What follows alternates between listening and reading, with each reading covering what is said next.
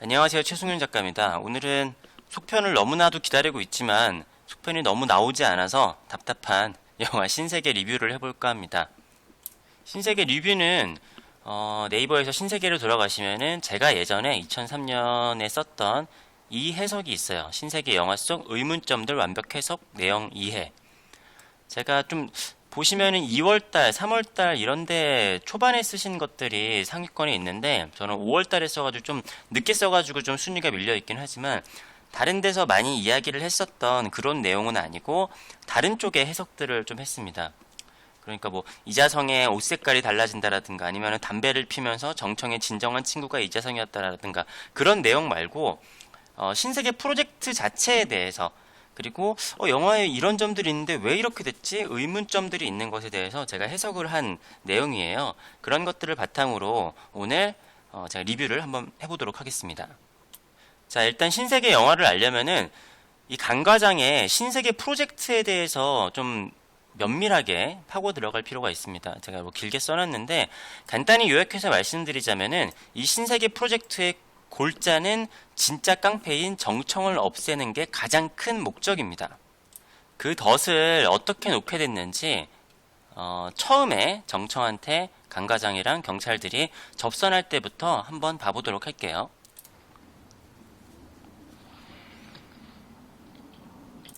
자, 별거 아닌 것 같은 장면 중에 하나인데 강과장이 처음에 정청을 만났을 때 제일 먼저 한 행동이 바로 이 명함을 건네준 행동입니다. 어떻게 보면 그냥 통상명을 하는 것처럼 자연스럽지만 경찰 입장에서 사실은 내 명함을 건네줄 이유가 전혀 없거든요. 그리고 정확하게 왜 자신을 만났는지에 대해서 물어봐도 강 과장이 그렇게 썩 유쾌한, 그러니까 명쾌한 해답을 내려주지 않습니다. 그리고 또 중요한 부분이 이런 것까지 다 준비하셨으면 그쪽에서 하고 싶은 대로 할 수 있는 일 아닌가요? 좋은 게 좋은 거 아닌가. 여기서 정청은 굉장히 똑똑한 사람인데 얘기를 하죠. 이 정도 자료가 있으면은 굳이 지금 나를 만나서 나한테 이 얘기를 할 이유가 있냐 얘기를 하는데 강 과장은 그냥 좋은 게 좋은 거 아니냐 뭐 보호자 동의라도 얻어야 되는 게 아니냐라는 실없는 이야기를 해요. 그래서 정청은 좀 고민을 하죠. 이 사람이 지금 나한테 도대체 왜 접근을 했지? 그래서 두 번째로 만남을 갖습니다. 그런 이유가 아니라면은 돈을 원하는 게 아닌가 싶어서 돈을 전달을 해주죠.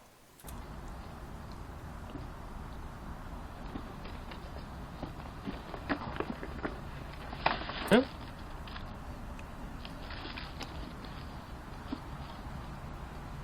이건 먹는 거 아닌 것 같은데? 깨끗하게 세탁기 돌린 거라 드셔도 됩니다. 절대 탈 안 나요. 근데 강 과장은 돈을 원하는 것도 아니었습니다. 여기서 정청은 좀 의아하게 되죠. 그럼 도대체 나한테 접근하는 의도가 무엇일까? 그런데 정청은 제가 봤을 때 이쯤 되는 시점에서 의도를 파악을 하게 됩니다. 자, 이미 첫 번째 만남에서 당연하겠지만 이 명함을 건네받은 정청은 뒷조사를 시키게 됩니다. 너무나 당연하겠죠. 명함을 건네준 사람의 뒷조사를 하게 되는 것은. 정청이가 어떻게 알았을 거라고 생각하냐? 지난주에 본청 정보과 데이터베이스가 다 뚫렸어. 중국 해커들 짓이었어. 타겟은 나와 관련된 모든 자료들, 극비 보안 자료까지 다 털렸어. 성무도 여기도. 그때 다 털렸어. 그리고 그 안에는 분명히 네 자료도 포함되어 있었어.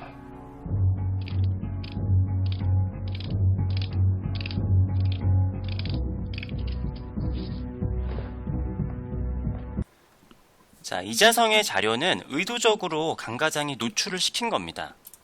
어디까지 파고들 수 있는 건지는 뭐 정확하게 예측은 못했겠지만 이자성이나 뭐 성무 여러 경찰들을 어떻게 투입을 시켰는지 다 알아낼 수 있었을 거예요. 이 이후에 강 과장이 뭐 이자성의 자료는 다 포맷을 시켰다라고 하는데 사실은 포맷은 예전에도 시키려면 얼마든지 시킬 수 있었습니다. 자료는 강 과장이 의도적으로 노출을 한 거예요. 근데 중요한 점은 정청도 이 사실을 알고 있었습니다. 그러니까 강 과장이 자기를 만난 이유가 이자성의 뒤를 캐고 이자성을 죽이고 서로 싸울 수밖에 없는 상황을 만든 거라는 걸 아는 거예요. 그래서 경찰들의 소나기대로 움직이지 않겠다라고 하고 이자성에게도 그런 메시지를 전달을 합니다. 이자성도 이때도 그렇고 나중에 정청이 거의 죽어갈 때도 얘기를 했을 때 자기가 경찰 출신이라는 거를 알고도 살려주는 거나 라는 거를 눈치를 채요. 이자성도 생각보다 굉장히 똑똑한 사람이거든요. 그렇기 때문에 강과장이 자기를 사지로 몰아넣었음을 알게 됩니다. 그래서 나중에 강과장에 대해서 다시 또 배신을 하게 되죠. 그러니까 어떤 얘기냐면은 이자성이 정청을 꼭 죽이도록 한 게 아니라 정청과 이자성 누구든지 서로 그냥 싸우는 게 목적이었던 거예요. 이자성이 정청을 죽여서 이자성을 대표로 만들려는 그러한 완벽한 시나리오가 아니라 누가 싸우건 개싸움이 돼서 그냥 세력이 공멸하는 것이 큰 목적이었던 거예요. 자, 그럼 강과장과 정청이 만난 두 번째 이유는 이 사진을 찍기 위함이었습니다. 강과장이 이중구를 만나서 이 사진들을 보여주죠. 이것도 얼핏 생각하면은 이게 왜 문제가 되지 싶을 수 있는데 이 사진을 계기로 이중구가 굉장히 이렇게 정청을 제거를 해야겠다라는 것을 결심을 하게 되는 중요한 장면이거든요. 그러니까 강과장이 정청을 만난 것은 두 가지의 목적이었던 거예요. 이자성의 뒤를 캐게 하고 그래서 이자성과 정청이 서로 죽일 수밖에 없는 상황을 만들어 놓고 그리고 이중구에게 전해줄 내가 정청과 몇 번의 접선을 실제로 했다라는 것을 그냥 그러한 증거가 그냥 필요했던 거예요.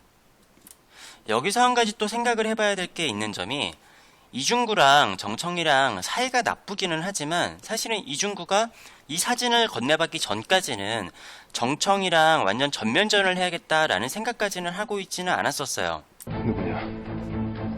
정청이 그 개새끼냐? 붓을 시켜놓고 고세 회사를 홀랑 털어먹어버리시겠다.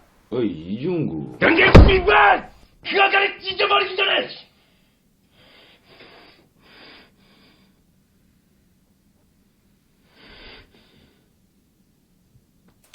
자, 이때도 이중구와 정청이 서로의 갈등이 있기는 하지만 이때가 이중구가 정청이랑 전면전을 해야겠다라고 결심을 한 건 아니에요. 분명히 정청이 끼른 것 같은 그런 의심은 되고 화가 나기는 하지만 싸우면은 서로 공멸할 것을 알기 때문에 그렇게까지 결심을 하는 계기는 아닙니다. 그리고 정청이 이중구를 뭔가 이렇게 드러내거나 할 만한 상황도 아니었었죠. 그러니까 정청이 이중구를 죽인다라고 하면은 감옥에 있었을 때 실행에 옮겼을 텐데 실행에 옮기지 않았습니다.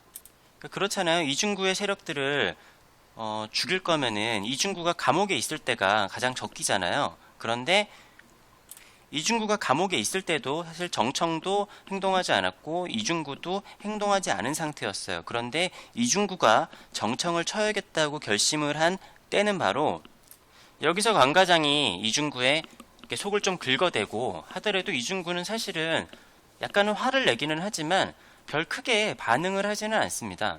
그러다가 결정적인 계기는 이때죠.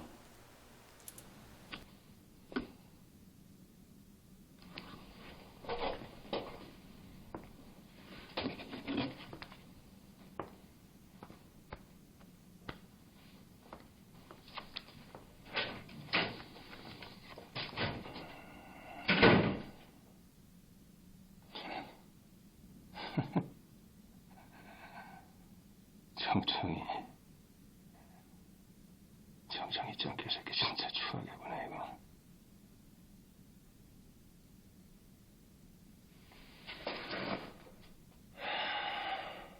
그래서 뭐야 지금? 나한테 뭘 바라는 건데? 뭐 칼춤이라도 한번 추라고? 이런 씨발 팀원서 개새끼야. 처음엔 정청을 욕을 하다가 깨달았죠. 이게 정청의 시나리오가 아니라 강과장의 시나리오였구나. 여기서 칼춤이라도 추라는 거야 라고 하죠.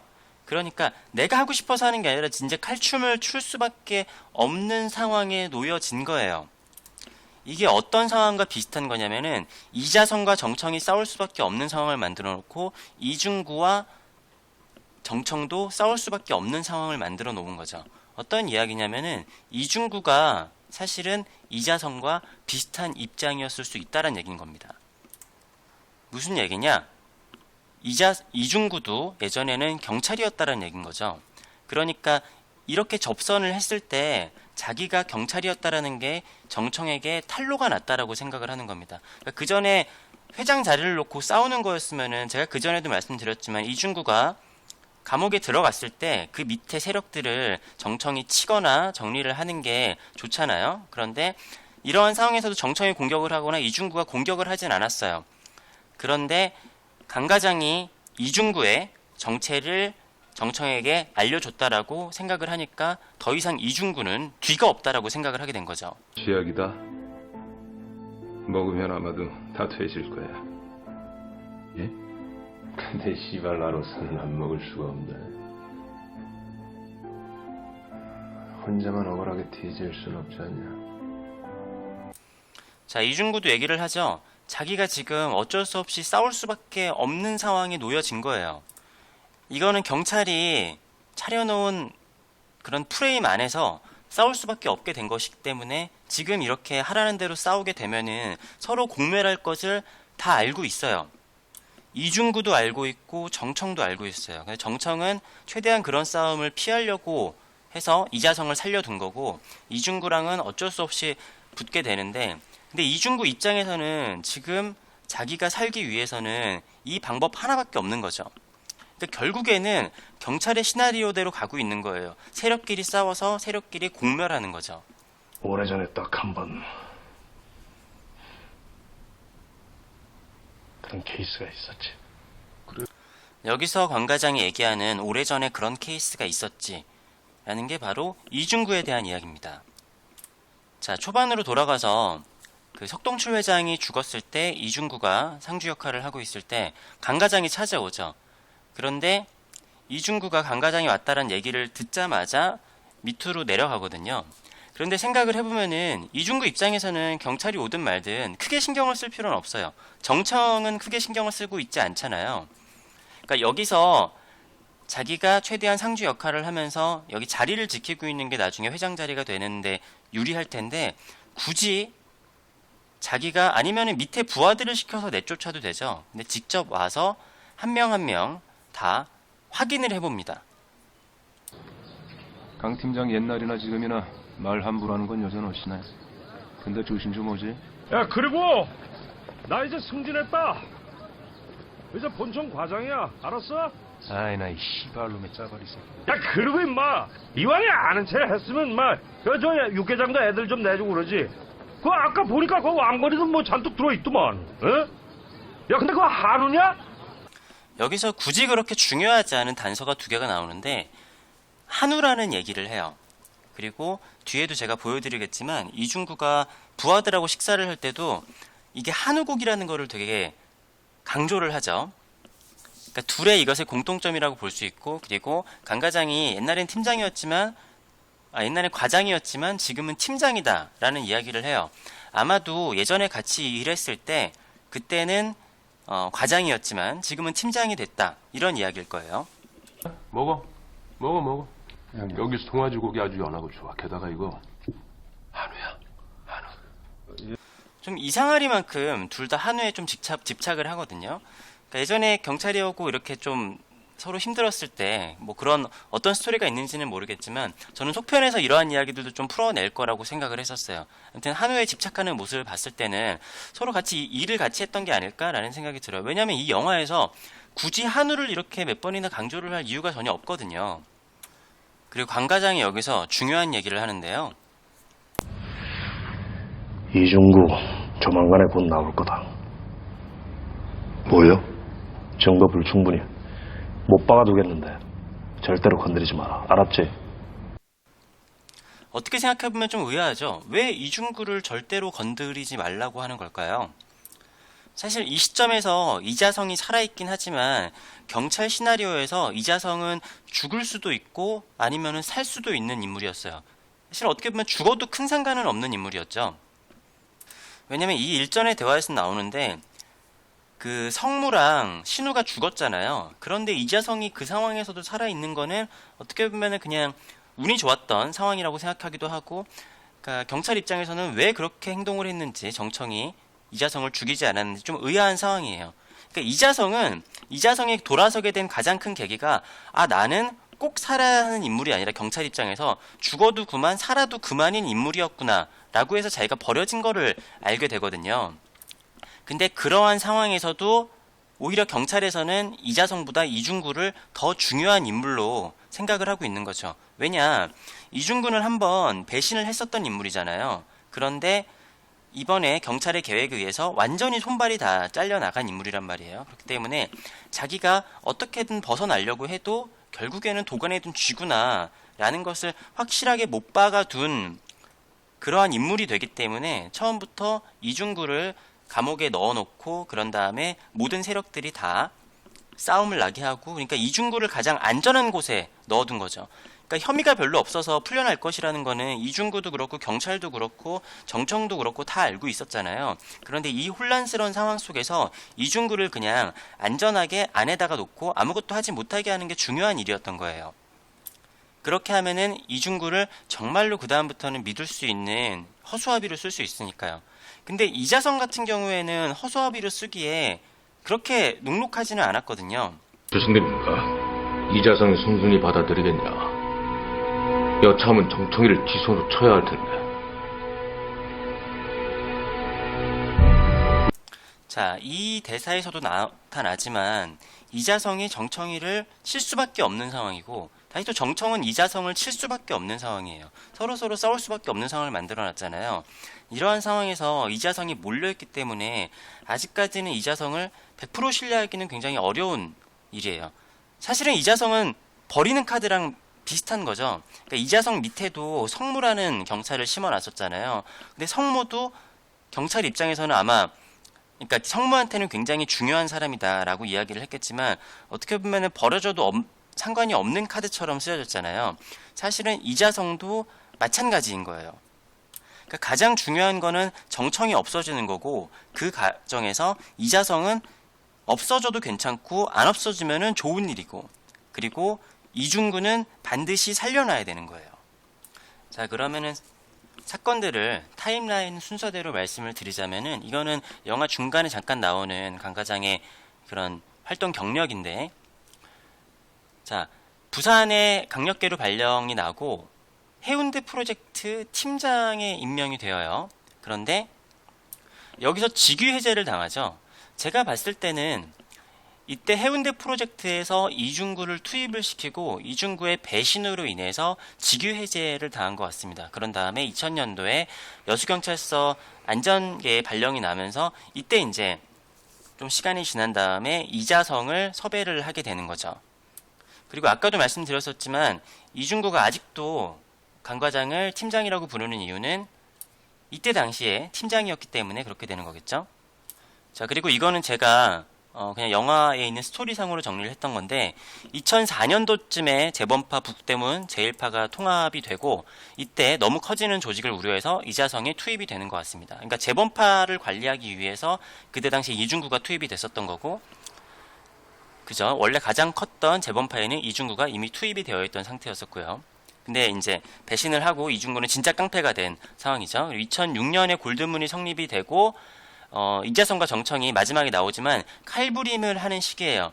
그러니까 골드문이라는 회사가 생겼지만 아마 이때까지는 그냥 뭐 깡패 회사 정도를 벗어나지 못했던 시기였을 것 같아요. 그리고 골드문이 생기면서 관리를 더 세부적으로 하기 위해서 성무와 신우가 투입이 되는 시기인 것 같습니다. 이 둘이 뭐 같은 시기에 투입이 되는지 어땠는지는 모르겠지만 신우가 초반에 바둑 장면에서 벌써 6년이나 됐다라는 이야기를 하는 걸 봐서는 이때쯤에 투입이 됐다라는 것을 알 수 있어요. 자, 이제 결론적인 정리를 해보도록 하겠습니다. 강 과장의 시나리오는, 자, 이중구를 잡아 넣는다. 이중구의 목숨을 지키는 게 가장 중요하기 때문에 이 모든 사건에서 이중구를 가장 안전한 경찰서에다 잡아놓죠. 그리고 정청을 만나고 정청이 자신의 뒷조사를 하게 만듭니다. 이때 이자성의 자료들을 정청에게 거의 공개한 거나 마찬가지죠. 그리고 이자성의 정체를 알아차린 정청이 이자성을 죽일 수밖에 없게 만들죠. 그리고 마찬가지로 이자성도 정청을 죽일 수밖에 없게 만들어요. 그러니까 서로 싸우게 만드는 거죠. 그리고 이중구와 정청도 서로 싸우게 만들어요. 이중구 목숨은 살려주지만, 근데 이때부터는 제가 뭐 누구를 없앤다, 누구를 죽인다 하지만 사실은 누가 죽고 누가 어떻게 돼도 크게 상관은 없는 거예요. 사실은 세 명이, 그러니까 그러니까 세 개의 세력이 다 공멸해도 어떻게 보면 경찰 입장에서는 그것도 가장 좋은 거예요. 이자성도 죽고 정청도 죽고 이중구의 세력들도 많이 다치고. 그래서 경우의 수가 이자성이 죽었을 때는 세력은 없지만 위치상으로는 가장 높은 이중구를 부회장으로 그리고 장수기를 회장으로 하면은 완벽하게 자기들의 손아귀에 조직을 넣을 수 있겠죠. 그리고 이자성이 살아있을 경우에는 세력이 없어진 이중구를 비롯해서 골드문의 회장과 2인자, 3인자를 모두 경찰 밑으로 이렇게 되게 되는 거죠. 근데 이 상황에서도 뭐 장수기와 이자성은 서로의 존재를 확인을 했지만 성모와 이자성이 서로의 그 존재를 몰랐던 것처럼 서로 경찰의 끈앞풀인지는 몰랐을 거예요. 그리고 어떻게 해서든 골드문의 실세는 모두 경찰의 끈앞풀이 되는 결론. 간단히 다시 말씀드리자면 처음에 했던 이야기지만 이 신세계 프로젝트의 골자는 진짜 깡패인 정청을 없애고 전부 다 끈앞풀들을 이 골드문의 대표들로 만드는 이야기였습니다. 근데 이 상황에서 이자성을 너무 몰아붙였고 그리고 이자성 자체도 강과장을 죽이고 사람들을 다 해서 자기가 회장이 될 수밖에 없는 상황이었던 거죠. 그거 외에는 본인이 선택의 그런 기로도 아니고 한 가지 선택밖에 남지 않았기 때문에 영화의 결과가 그렇게 된 것 같습니다. 뭐 이게 뭐 틀린 부분도 있고 뭐 맞는 부분도 있을 것 같긴 한데 제가 영화를 볼 때 굳이 저 장면 같은 것들을 왜 놨지? 저거는 좀 이상한데 라는 거를 분석을 하는 걸 좋아해서 제가 봤을 때는 이 시나리오가 맞지 않나 싶어요. 그래서 이 전에 프리퀄이나 아니면 그 이후 얘기가 원래 옛날부터 나온다라고 했었잖아요. 참 기다려지는데 아니면은 원래 감독님은 어떤 시나리오를 생각하고 계신 건지 제가 틀렸으면 틀렸다라고 증명이라도 하게 빨리 좀 영화를 만들어 주셨으면 좋겠어요. 그리고 저는 이 영상은 제가 뭐 어차피 수익도 원래 안 나는 채널이긴 하지만 수익 설정을 해놓지 않을 거기 때문에 저작권에 괜찮겠죠? 아무래도. 네. 아무튼 영화 오늘 리뷰를 해봤는데요. 봐주신 분들 감사드리고 저는 원래 그림 그리는 작가예요. 좋아요와 구독 해주시면은 그림에 관련된 제 생각이나 그런 이야기들을 앞으로도 보실 수 있습니다. 여기까지 봐주셔서 감사하고요. 다음에 또 찾아뵙겠습니다. 감사합니다.